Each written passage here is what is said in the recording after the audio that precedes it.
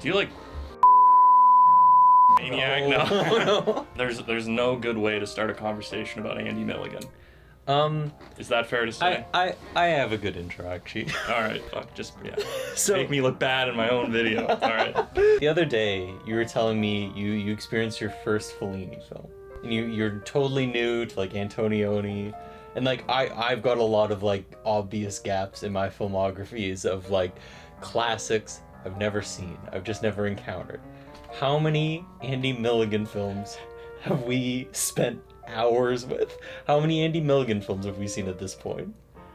7? 7? Yes. Yeah, I've seen more Andy Milligan movies than Federico Fellini. And how do you feel about that? Terrible. I feel absolutely terrible. And that is the emotion that I think speaks to Andy Milligan's films the most, is illness, is feeling sad, like... He's a miserable man, he's a miserable filmmaker, and that's what this video is about. We're gonna kind of, in a sort of structureless way, go through his life and filmography. And let's backtrack a little bit first. I'm Ben. Do you want to start again? No, this is good. Okay. This is Connor. Yeah. We are talking about, where did I put the book? On the floor. We're talking about this guy, Andy Milligan. The Ghastly one, which is a title that I don't think anybody would want to have posthumously. Yeah. Our brains are a little fried. We just finished watching Guru. The Mad Monk. Yeah, Guru the Mad Monk. Terrible movie, which is par for the course for Andy Milligan. To give him a proper intro, do you maybe want to take it away for a second? Yeah, so I think maybe the way to intro Andy Milligan is to sort of explain like how we encountered him. So we pretty routinely have bad movie nights, and I think in general what we look for is someone very passionately and very incompetently trying to put together a film, preferably with like small crews, and like we love if there's like something like Ed Wood where there's like a family troupe. And Andy Milligan, he half fits the bill, but he there was a double feature we did one night, and the first film was Uncle Sam, the William Lustig film. Yes, slasher movie. The second film was The Rats Are Coming, The Werewolves Are Here. Which we picked on title alone. We were like... It's hard not to. That's a great title for a no-budget horror film. And we had no prior knowledge to Andy Milligan at all. Not at all, Not even like, oh yeah, we've heard of this schlocky filmmaker, but we've never seen one of his movies. Let's start now. It was like... I want to know what the deal with the rats and the werewolves are. So we watched that. It was a different kind of bad than I think we were seeking out, and a different kind of bad than we had seen in a good while. It was further away from, you know, your like good bad movies like your Ed Woods or Tommy Wiseau's, like charismatic lunatics making something very entertaining, completely different from what they wanted to make. How would you describe The Rats Are Coming, The Werewolves Are Here? There is a baffling degree of incompetence which does not match the level of, I guess, probably not money, but like there's enough production value that when you're watching it, you're going, well, this is a movie. Yeah. You know, it's not like when you go and you find those movies on YouTube that were made with a DSLR, mini DV camera. You know, it's not like from the VHS boom where you're like, well, this is very clearly an indie film. When you're watching it, you're going, okay, this is a film, a cheap film made in the 60s, 70s. Yeah. But then everything else about it is shockingly... It's not just that it's bad. Unprofessional? Yeah, it's not just that it's bad. It's that it's like a stagey dullness that is hard to... It was hard to imagine a filmmaker doing this as their like 6th or 7th film. We thought... we were like, oh, this guy made one film and like it was like a Deathbed scenario. Deathbed I love. Deathbed's good. But like... Manos the Hands of Fate. Yeah, that's a better example. Like a dull... Someone doesn't know how to make a movie. They're attempting to make a movie, and they end up with something that feels stagey and boring. But we looked up his IMDb, and this was like smack in the middle of a career spanning like 2 decades. Yeah, and not only that, but also reading some of the user reviews on Letterboxd. People like him. People like him and like his movies. Yeah. And I genuinely don't understand it. So it's possible that there are people who this like work connects to really deeply, and we just don't have the frame of reference to understand it. But we kept watching after The Rats Are Coming, The Werewolves Are Here, the Andy Milligan oeuvre, and we were pretty persistently baffled. I think over time, we'd watch things from different points in his career when he was young and sort of seen as this like avant-garde artist, like an off-Broadway director, which we didn't know much about. We learned more about from this book, which we'll introduce in a bit. And then his later career, which is just like the laziest, saddest things, even for him. Like, and we were just pretty fascinated. Like, who is this guy? I think after 3 movies, we decided we wanted to have a conversation. So I wanted to know a little bit about him as a guy before we started that. So I sought out a couple books, but I landed on the Ghastly one, The 42nd Street Netherworld of director Andy Milligan, which is by Jimmy McDonough. And it's a great book. It's a really good read. You've started it too, I think. So before we dive into the book, I think now would be a good time for us to kind of go through the trajectory of films that we watched. So we already kind of talked about Werewolf. And at that point, I think we were both like, we've done it. We found the next guy. We found the next Ed Wood. We found the next Neil Breen, Tommy Wiseau. To us, it felt like a discovery. He, like, there's a Blu-ray set, I don't know if you're aware of this, like, I think it's called Andy Milligan's Torture Dungeon. I think it's an Arrow thing or Show Factory. I'm not sure. But like, there are people who have been studying his works. We just had somehow, despite being in the same sort of like circles of conversation, avoided any mention of him. Like, I had never heard of the guy. Well, also, this is probably not looking great for especially me right now. We're film buffs. We know a lot about movies. I've seen one Federico Fellini movie, and I've never heard of Andy Milligan. So it's like, everybody has blind spots. It's still crazy. So moving on. The Man with Two Heads? The Man with Two Heads, which is a Jekyll and Hyde story, where for some reason they change... to Dr. Jekyll and Mr. Blood? Was it Mr. Blood? They changed it to Dr. Jekyll and Mr. Blood. And it is part of Andy's brief English years where he was in Britain, which sometimes does lend it like an air of credibility that he's shooting with like big like stone buildings, at least compared to like, for example, we just watched Guru the Mad Monk, a movie clearly shot in like New Jersey or wherever, it was Staten Island. Like, it should lend production value, and it just kind of doesn't for him because he finds kind of new ways to be incompetent.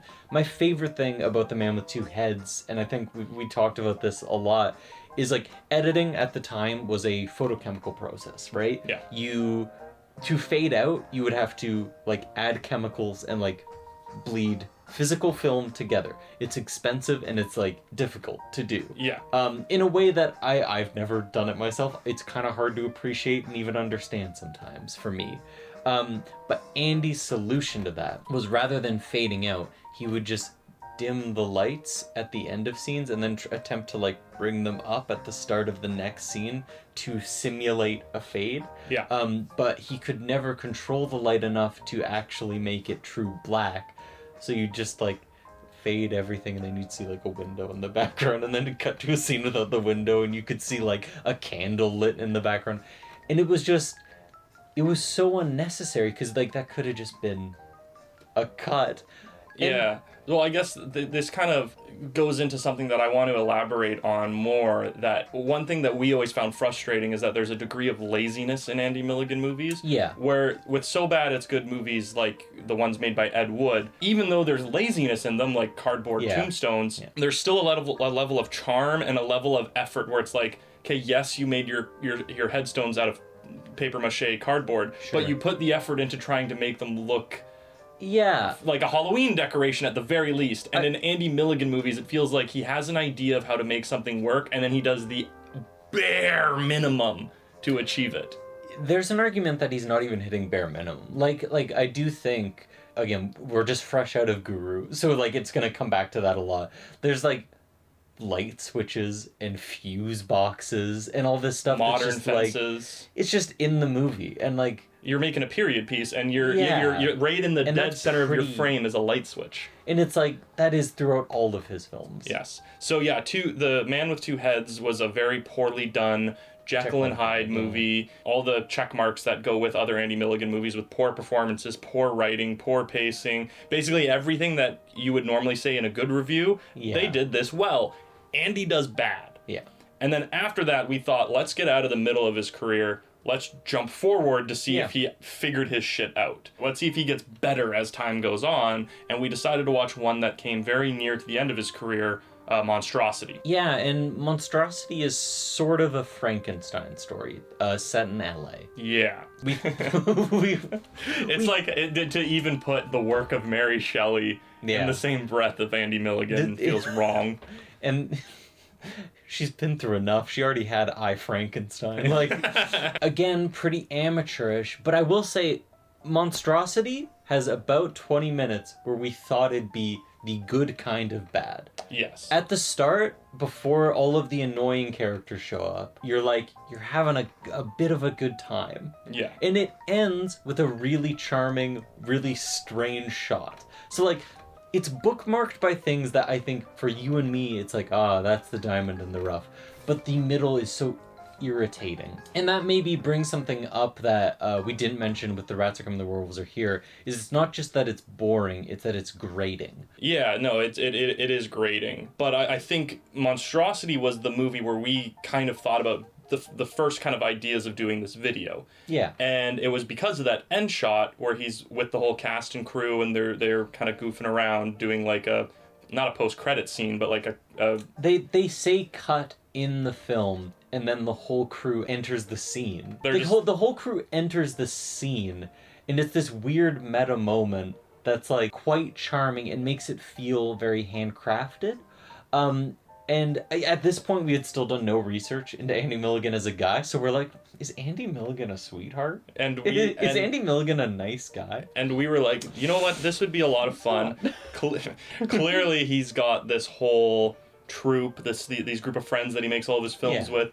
He seems like this charming, maybe like a lesser known and worse John Waters. Yeah. And so we were like, let's make a video about this guy and we can kind of talk about what we were hoping for, this kind of goofy amateur filmmaker who never really got better but made these films from the good of his heart.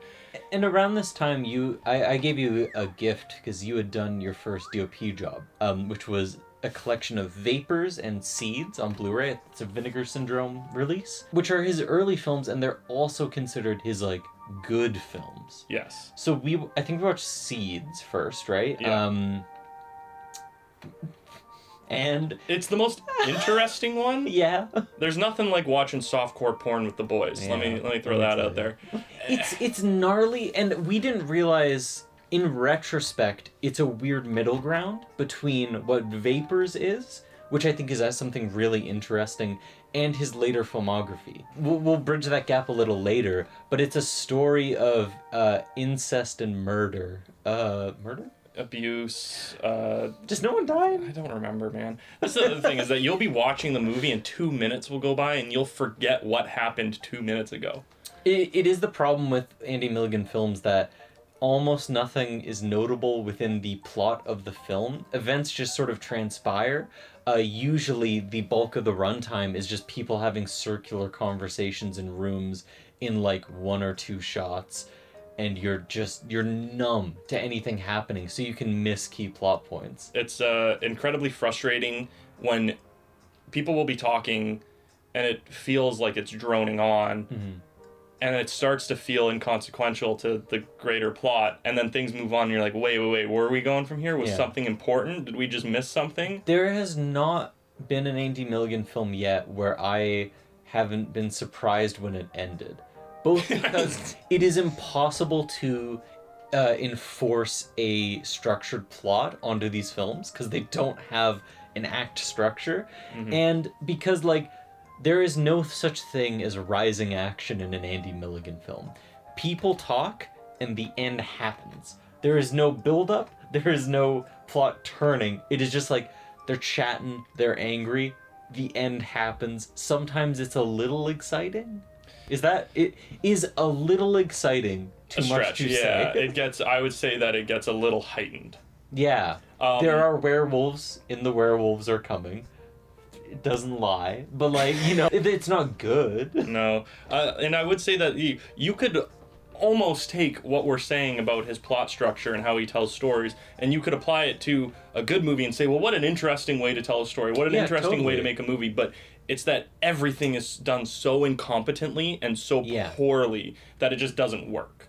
But I think now would be a good time, like, we've not really reviewed the films, we've just kind of talked about our experiences of watching them, but now we're at the point where we actually started looking into the guy.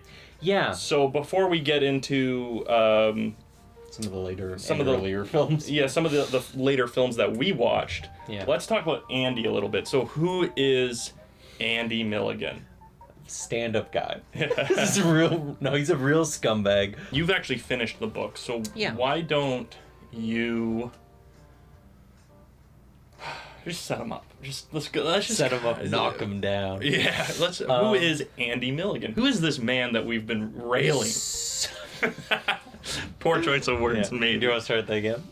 No, we're gonna stick with railing. I like that image that it creates. So Andy Milligan, I guess to start with his biography, he was a kid who had a pretty rough family life. Yes. His mother was physically and emotionally abusive. His father, it seems, was to some degree, unclear how much directly towards him, sexually abusive. There's a pretty grim origin story for the guy. After high school, after he got away from home, he basically saved up, spent all his money going to a theater school for acting.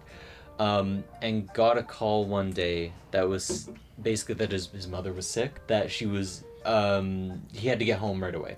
So he truly emptied his bank accounts, abandoned the education that he'd spent so much money on, went home and found her, like, just fine at home eating cookies. Just basically wanted him back and was cool destroying his life to do that. And from that point on, Andy Milligan basically self-orphaned and told her he wouldn't see her again until she died, which was true. He never spoke to her again. From there, he was pretty destitute, and he started working in seedy theaters in New York. I don't know whether he was on 42nd Street yet, but sort of stumbled into working as a puppeteer for a time. Which is hilarious.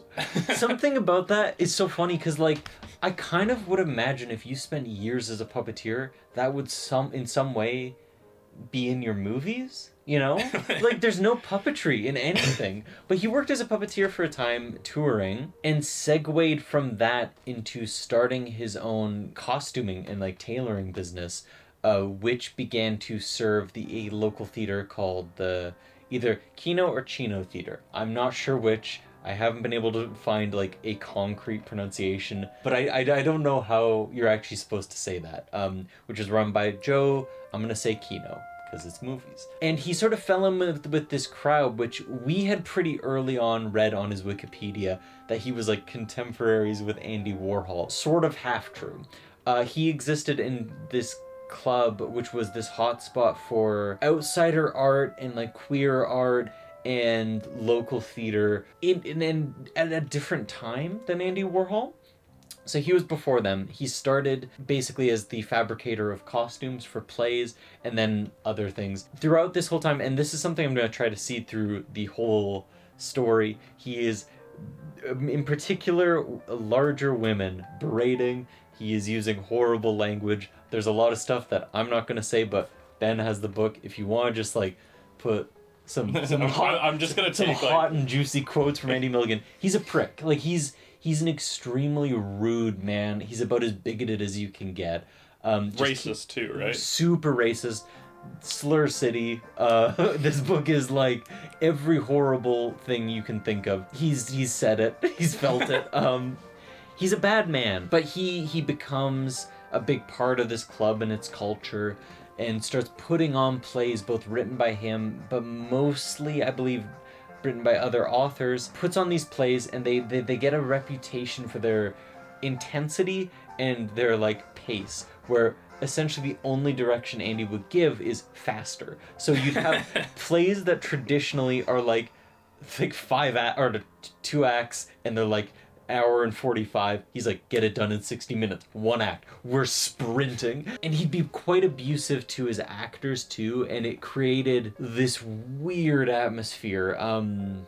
You told me a story where he hospitalized somebody, or somebody got like actually hurt on one of his productions. Yeah, people did get hurt. So this is a story that I'm just gonna read verbatim from this book that sort of, I think, just gets a bit into how the atmosphere was in his plays and how dangerous they were and how much it seemed like he just didn't care about other people at all. Okay. Milligan's productions were not only exciting but often downright deadly. Data recalled one of the numerous occasions when Milligan went too far. One of the leads bolted from the stage after a performance of The Maids. She was fuming. She went out and slammed the door of the Chino. I thought the glass was going to break. I said, "She seems to be annoyed at something." And Andy said, "Oh, she's mad because Maggie really hit her with the whip tonight." I said, "Didn't you choreograph it so she wouldn't be hit?" And he said, "Oh no, it's up to her to dodge the whip." So, like, he's just fine having an actor whipped on stage. That is sort of his philosophy, it seems, is, like, human injury and, like, pain is irrelevant to him. Or sometimes it seems like feeds him, like he enjoys it. It kind of changed the tone of what we were hoping this video would be upon reading these excerpts from the book. Because when we came into this, we were really hoping that we had found an Ed Wood type character, where we would, saying character sounds also quite mean, an Ed Wood type person, but Ed Wood has like the personality of a character. He's a kind of kooky guy. There's dark stuff in his story, but it's mostly tragic rather than he's a bad man. He's abusive in about every way you can imagine, and that did change the tone of this being like, yo, funny guy can't make a movie, into like, what an interesting thing to exist, where this mean, bitter man with no talent has made like 12 movies, and they're all even more same. If you count the lost ones. Yeah, lost and unfinished movies too. There's a lot of stuff in this book, which I'm not going to be getting into, about the club and about the sort of like sociological element of that club, sort of feeding into the 42nd Street like exploitation sort of wave. But I would just say, like, I'm recommending the book. It's a very good book. There is a lot of really upsetting stuff, and I've sent you like some excerpts when I was reading where it was like, there's no room in this discussion of Andy Milligan to talk about every character that you encounter. I think that this was just kind of this video is a need, you know, where we not discovered, but we had on our own found this fascinating character, and the only people that we have to talk about it with are each other. Yeah. Because in our real life, it sounds completely insane. I've genuinely tried to talk with people about Andy Milligan, and the blankness I get back. Like imagine that we're hanging out, just one-on-one. Yeah. Not us two, but you and me, or him and you, and then we're like, yeah. So this horribly abusive, tragic, sinister man made a slew of terrible movies that don't quite. Seen six of them. I've seen 6 of them. Yeah. There's something addicting about them. Yeah. And so that's kind of what I think the function of this video is that this isn't a deep dive of the book. These aren't even reviews of his films. Nor is it just an expose. Like, I think it's a weird, just discussion of like. We have feelings that we need to get out. Yeah. Anyways, so.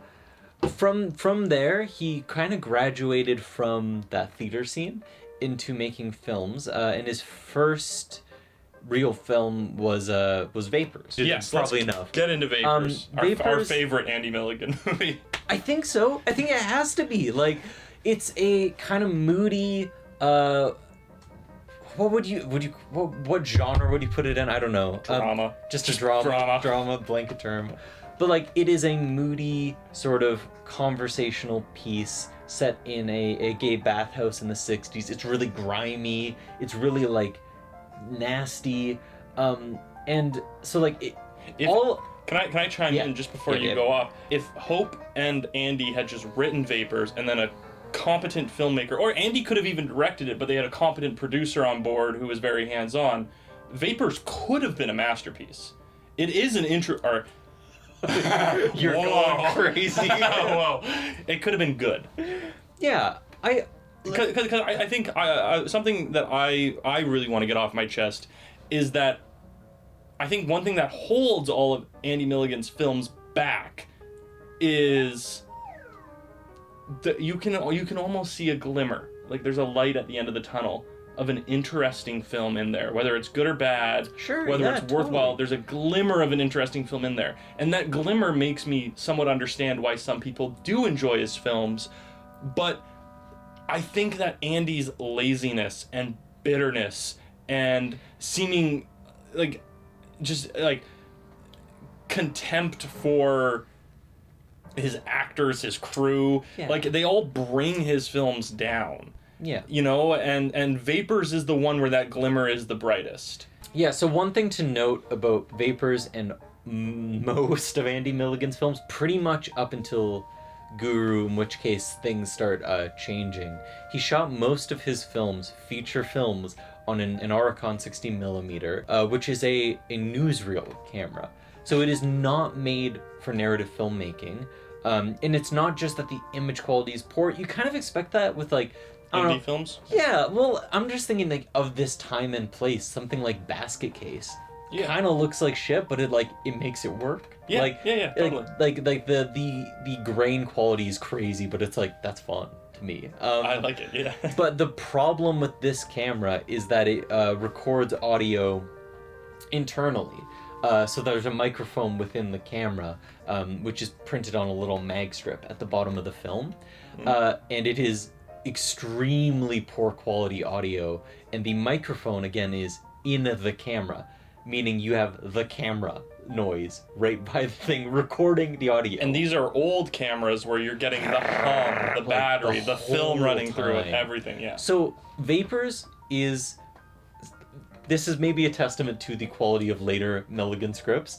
It is, I think we both said, the best written Andy Milligan film. We could only understand half of it. Okay, so there you go. That's the tragedy of Vapors, is that it's the best written one. It sounds the worst of all of them. It is. It's inaudible some of the time. And genuinely, there was times where we were judging the quality of the writing based off the rhythm of the language. Yes. Which is crazy to say out loud.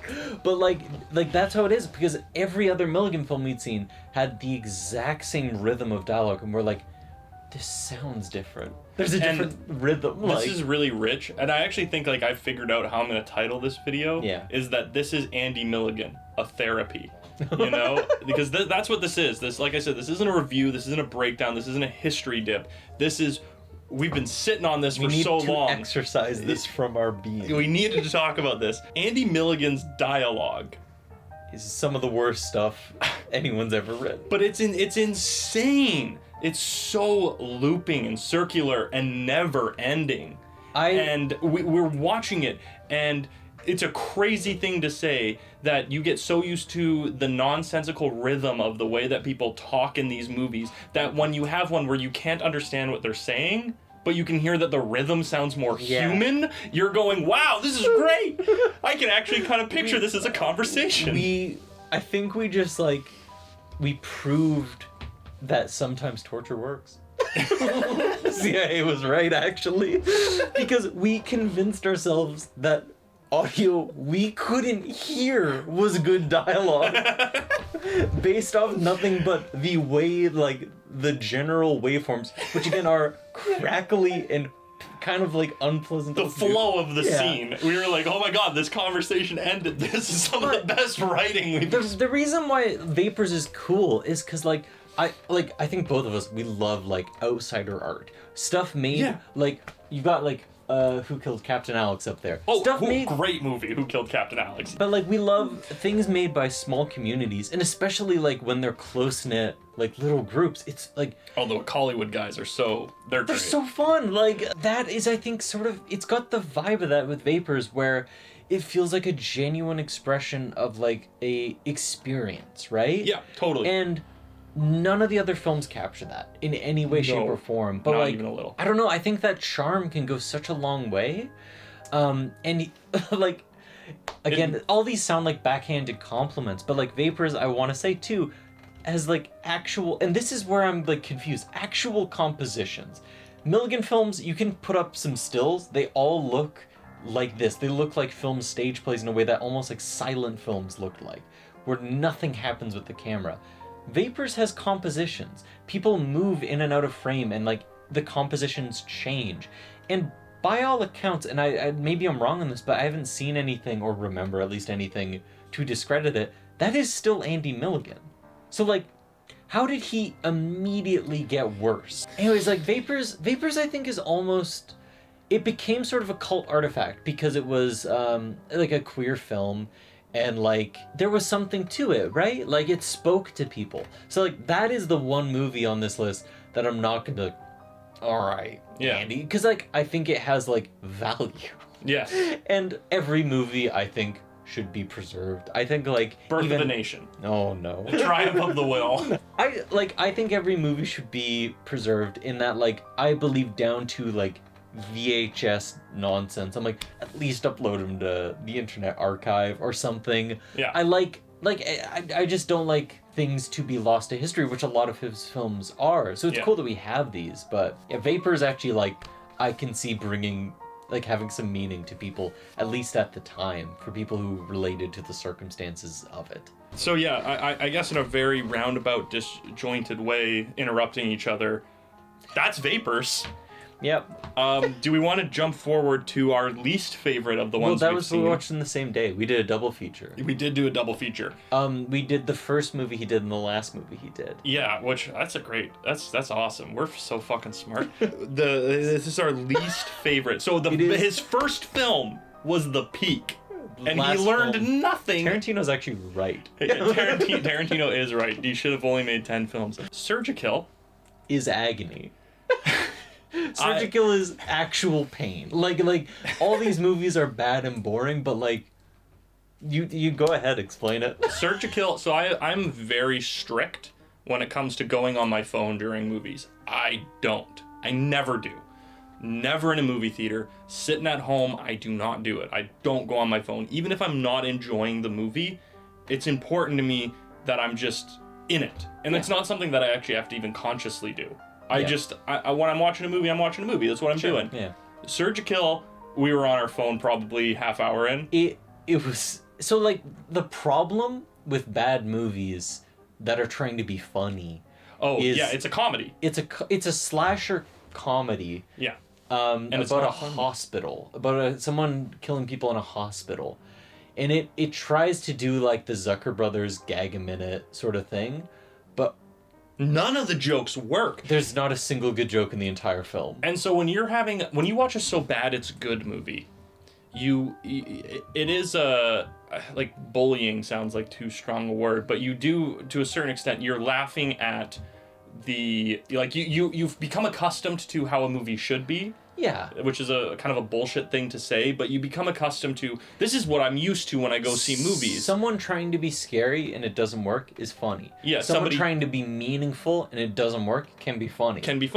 Romance and it's not, it's awkward and not romantic. That's funny. Someone trying to be funny and it not being funny is awkward. It's not funny. Yeah, it's awkward. So you have a movie that is trying very hard to be Top Secret, Naked Gun. It's trying very hard to be a comedy, and it's failing. So you have that level of awkwardness and that level of discomfort where you're just like, this comedy's not good. Then you add every bad thing that is in every other Andy Milligan movie, and you're in for basically a keel haul of an experience. Yeah, At least like one element of every film I'm like, hey, you know what, Rats Are Coming, Werewolves Are Here? I like when they set that guy on fire. That was a crazy opening. Like, all these movies, I'm like, there's one element that I can be like, kudos, you got something right. Yeah. Surgikill has nothing. Like, Nothing. It's lazy, it's unfunny, it's slow, it's monotonous. Grating is a word that I feel like we've used a lot. Yeah. It's all of those things. I would even the ones that I really hate. Like today we watched Guru the Mad Monk. Guru the Mad Monk. There are certain people, a very small number, but a certain group of people that I would recommend checking it out to. Not a recommendation of quality, like, hey, this is a good movie, you should watch it. But we have friends where I'd be like, hey, you want to watch something kind of shitty? Yeah. Check this out. Surgikill, I'd recommend to nobody. No, it's... Bad comedy is the worst kind of film. Yeah. Like, and I would say, I would go as far as to say, is not only is it just a bad comedy and bad in the Andy Milligan way bad, but it's just... valueless. It's which is brutal, but I think it's also Andy's worst movie. Yeah. Like, so as bad as we're saying Andy Milligan's movies are, there is a worst one. Yeah. And it's Surgikill. By the country mile. Yeah. Oh, just talking about Surgikill genuinely bummed me out for a second. Yeah. Yeah, so Surgikill, stay away from. And then the last film we've watched, and up till now, this is all of the films we've watched of Andy Milligan's. It was Guru the Mad Monk, which is a period piece about Igor, separate from any Frankenstein. Frankenstein's not in this. Did we name him Igor, or was his name is Igor. Okay. Yes, so, they did call him Igor in the movie. The character Igor, for some reason, is working for Guru the Mad Monk, who is... Oh god. Running a church. God. Who's running a church. And there's a vampire. There's a vampire lady who may or may not be an actual vampire who he's helping get blood. And he makes a deal with a young boy who to we resurrect. Thought was the main character. Who we thought was the main character, worst actor in the movie, saying something. To resurrect his lover. Well, not resurrect. To fake the death of his lover. Right, sorry. Who I guess was accused of a crime. We don't know what... maybe we did. We watched this movie 40 minutes ago. We've been recording this for under an hour, and we literally watched the movie, walked in here, set up the lights and cameras, which I can't remember most of it. It's gone. Like, that's the... They're so boring! They're so boring. I don't know what to even say about Guru. Like, so maybe it's worth noting, this one is, like, shot on 35mm. Seems to have a separate audio. I'm guessing a boom mic, because it seemed to be only focused on one person at a time. Yeah. So, like, you could understand it, and you could make out the images, and somehow that doesn't help. Well, I think that this... Surgikill's the worst, but I think I'd go as far as to say that this is one of the laziest ones he's made. Yeah. Because he's making a period piece and he doesn't care to hide anything that's modern. And it goes as far as to have not only light switches and junction boxes, modern fences, modern architecture, linoleum wood paneling, to have all these things in what is supposed to be a medieval Victorian maybe church. Yeah. But also there will be scenes where they're filming outside and you can hear construction across the street. Yeah.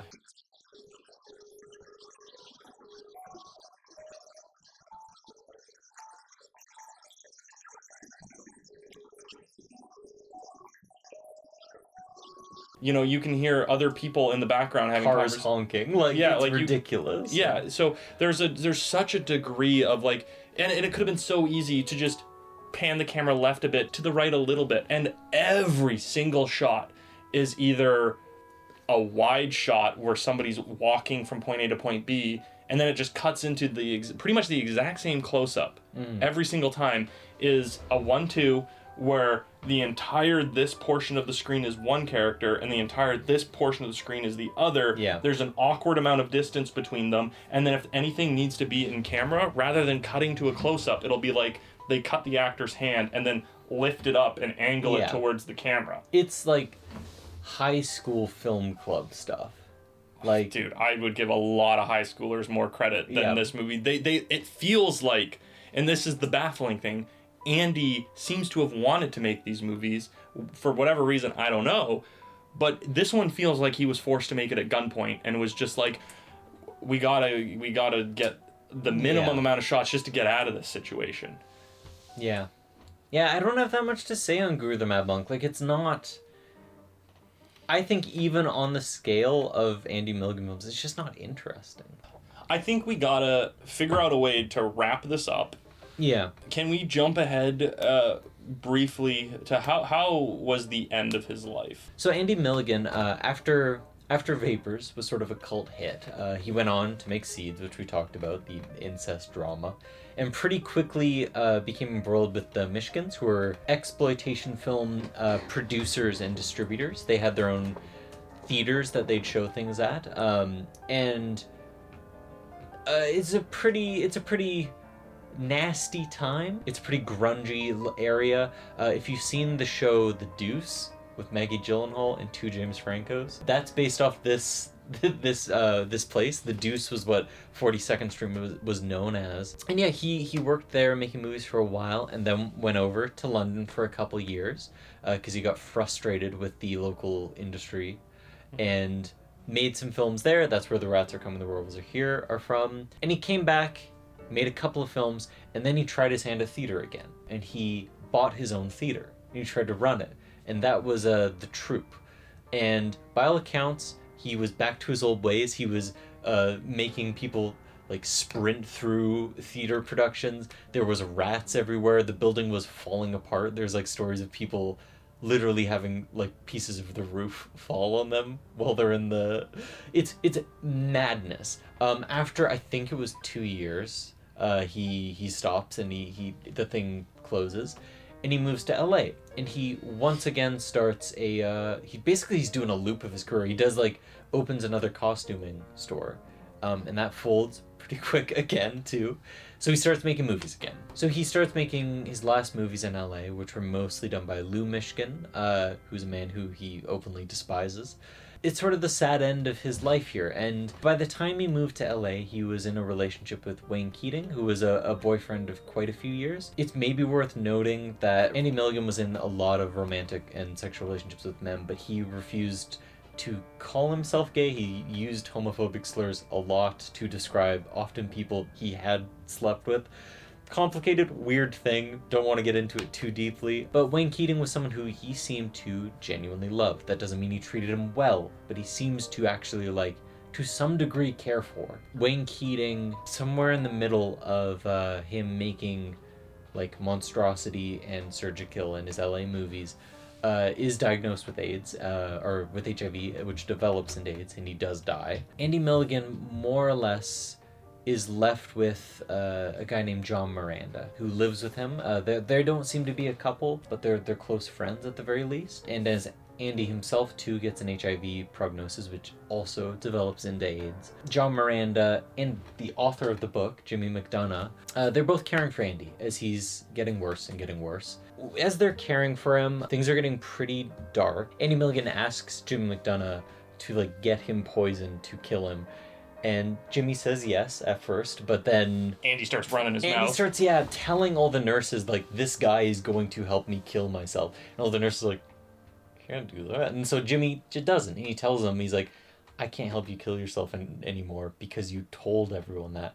And Andy's, like, furious. And he's so, like, broken up about it that he's going to have to die pretty brutally of an illness. And it's just one of those, like, weird things, reading a book about such a complicated person, where I was, like, honestly pretty broken up by the point that Andy dies in this story. Like, you do feel some degree of, I don't know if it's charisma or just, like, a basic level of human empathy where you're like, this is a bad man, I still feel bad, right? That he is dying in such a horrible way. And then, like, he decides to be cruel as his last act. For no reason. Where John Miranda, who I mentioned earlier, is the guy who's caring for him. Andy Milligan promised him, okay, you get my house at the end.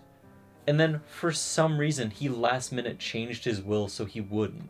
And it's like, why? Why do you have to be like this? And, like, I think that is almost a perfect encapsulation of who this guy was, where no doubt there are elements where he is a victim, and, like, it is really worth taking into consideration, like, there's a story about his mom, the way she'd like discipline him is by making him grab the like inside of the stove while it was on full blast. Yeah, I think it's this is one of those situations where abuse bred abuse, like yeah, like and it's inherently human to want to sympathize with somebody, and I think more so to kind of maybe just jump in here and not to put words in your mouth, but I think that what you're saying speaks more to the quality of the book and how it characterizes Andy rather than us sitting here and actually sympathizing with this monster. Yeah, no. It's not a thing of me being like, I feel bad for this.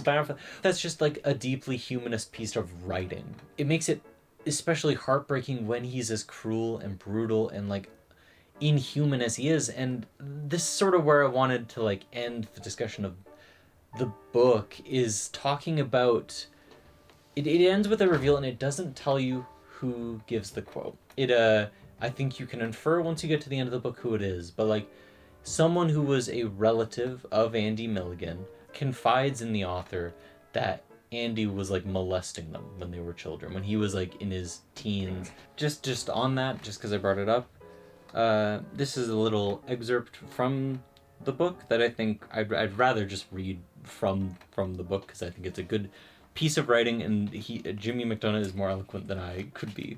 On my second to last day in St. Paul, as an interview with one relative was winding down, we talked about Andy Jr. I think he was very unhappy with himself, she paused, then blurted out, Andy molested me when we were little.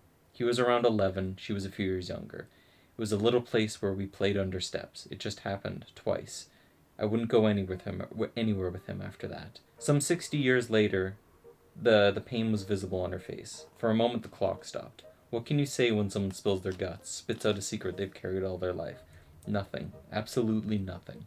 She immediately regretted telling me. Who wouldn't?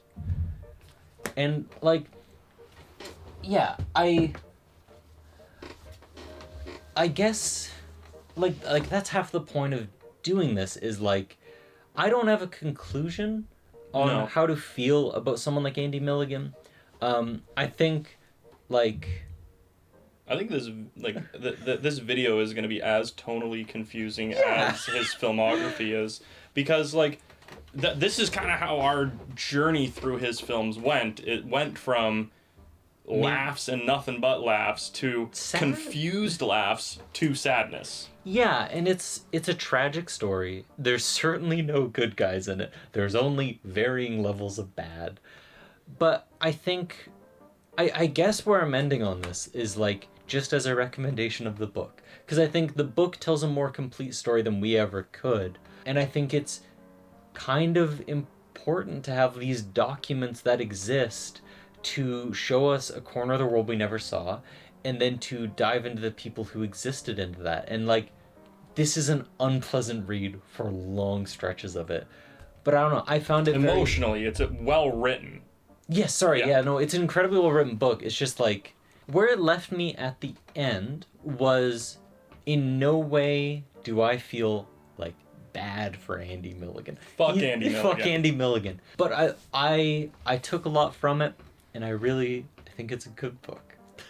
Because I think the story told in the book of this community, and like the stuff I didn't get into in this, like of the Club Kino and stuff, is really interesting and really specific and really singular. Because it's a community that could only exist in a sliver of time. Yeah. Of films being made at this level with audiences being found in these very specific niches in this very specific neighborhood. So I found that story really gratifying. I think Andy Milligan being the entry point into that is strange.